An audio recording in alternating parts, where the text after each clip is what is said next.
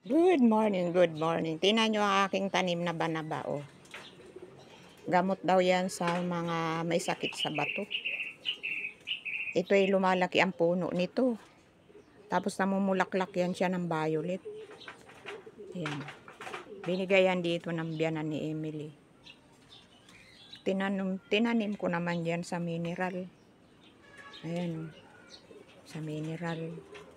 Kaso, ang ugat niya nakatalab na sa lupa. Kaya ayan, pagka may nagbahay dito, pag binahaya ng kung sino mang kapatid ni Emily magbabahay dito, sa bakanting lupa, lote, sa may malunggay, siyempre bubunutin ito. Kawawa naman. Baka mamatay. Aglalaga ako niyan. Kasi pampaihi yan eh. Iihi mo yung mga sakit-sakit sa katawan. Malilinisan ang bato. Ayan o. Laki ng dahon. Kaso nga mayroon nangangain ng dahon niyan. Kaya ayan o. Tapos yung hantik. Nung minsan kumuha ako dito may hantik. Galing dun sa duhat na yun.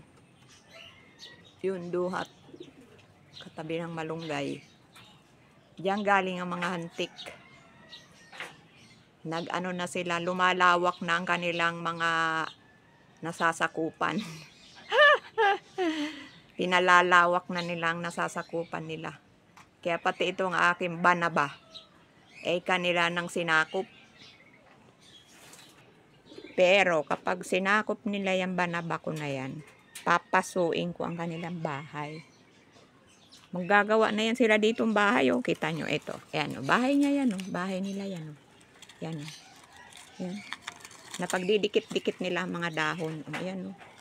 Diba ang galing nilang gumawa ng bahay. Pag sila nagbahay dito ulit, sisirain ko yan kanilang bahay. Palalayasin ko sila. Ayun, no. Ayan, oh. Diba may hantik, oh. Diyan na yun. May nakita akong isang hantik, oh. Nangangagat pa naman yan, loka na yun. Ayan.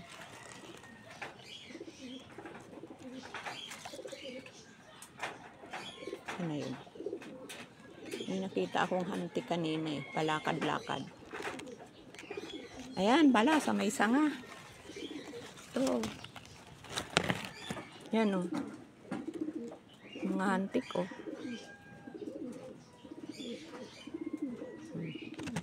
Ayan. Lalakad-lakad ang mga hantik. Ang mga hantik-hantik na nangangagat. Bye! Thanks for watching!